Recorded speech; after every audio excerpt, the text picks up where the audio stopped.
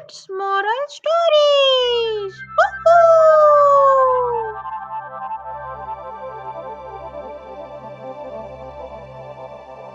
एक छोटे से गांव में एक किसान रहता था जिसका नाम हरिराम था।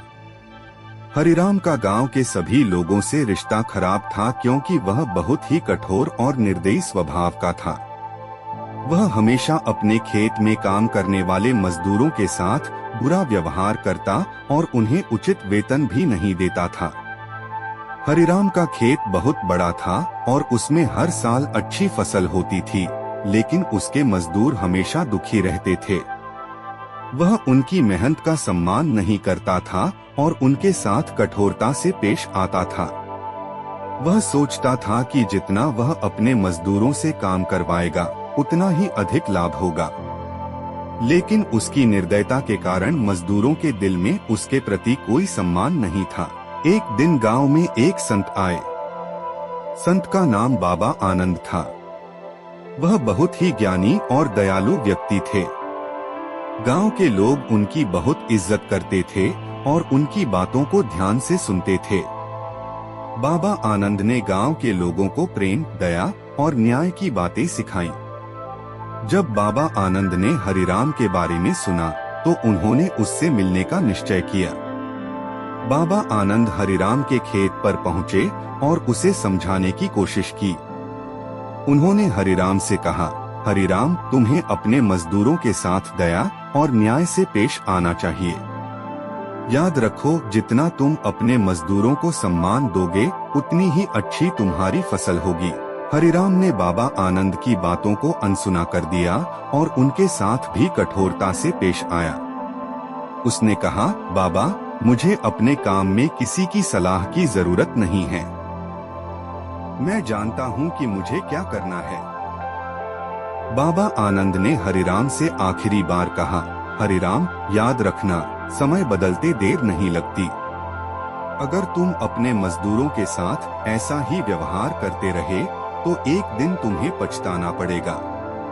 कुछ महीने बीत गए। हरिराम ने बाबा आनंद की बातों को भूलकर अपनी पुरानी आदतें जारी रखी, लेकिन धीरे धीरे उसकी फसलें खराब होने लगी। जो फसलें पहले लहलहाती थीं, वे अब सूखने लगी। खेत की मिट्टी बंजर होती जा रही थी। हरिराम को समझ नहीं आ रहा था कि ऐसा क्यों हो रहा है। एक दिन जब हरिराम अपने सूखे हुए खेत में बैठा हुआ था, तब उसे अपने मजदूरों की बातें याद आईं। उसे एहसास हुआ कि उसने अपने मजदूरों के साथ कितना अन्याय किया है। वह सोचने लगा कि शायद बाबा आनंद सही थे। हरिराम ने गांव के सभी मजदूरों को बुलाया और उनसे माफी मांगी। उसने कहा, मुझे माफ कर दो। मैंने आप सबके साथ अन्याय किया है। अब से मैं आप सबके साथ न्याय और सम्मान से पेश आऊंगा। मजदूरों ने हरिराम की माफी स्वीकार कर ली और उसे एक और मौका देने का निर्णय लिया। हरिराम ने अपने वादे को निभाया और मजदूरों के साथ अच्छा व्यवहार करना शुरू कर दिया। उसने उन्हें उचित वेतन दिया और उनके साथ सम्मान से पेश आया। धीरे धीरे हरिराम के खेत की फसलें फिर से लहलहाने लगी। मिट्टी फिर से उपजाऊ हो गई और फसलें अच्छी होने लगी। हरिराम ने समझ लिया कि दया और न्याय से ही सफलता प्राप्त होती है। हरिराम की कहानी गांव में एक मिसाल बन गई। लोग उसकी कहानी सुनकर सीखने लगे कि किसी के साथ अन्याय और कठोरता से पेश आना गलत है। बाबा आनंद की शिक्षाएं हरिराम के जीवन में गहरी छाप छोड़ गईं।